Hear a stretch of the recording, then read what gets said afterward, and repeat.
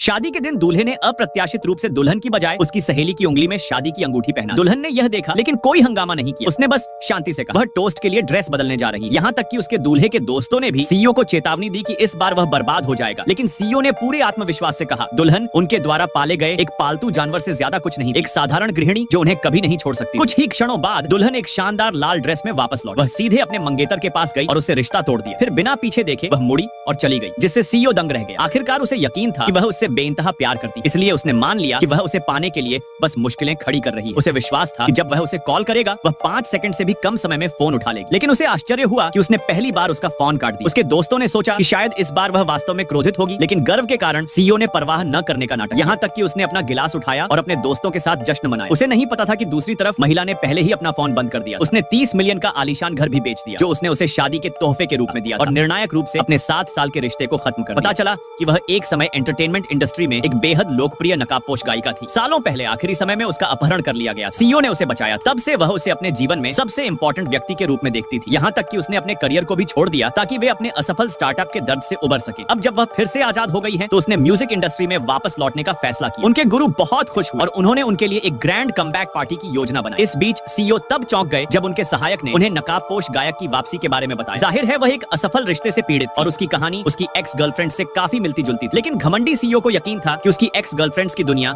अभी भी उसके इर्द गिर्द घूमती है। फिर सहायक ने बताया कि यदि वे उसे अपनी कंपनी में शामिल कर ले तो नकाबपोश गायिका वापसी पार्टी में अपनी पहचान उजागर कर देगी। इससे न केवल सीईओ दिवालिया होने की कगार से बच जाएगा बल्कि सैकड़ों अरबों का मुनाफा भी होगा। इसलिए अगले दिन सीईओ इन्विटेशन लेकर वापसी पार्टी में पहुंचे।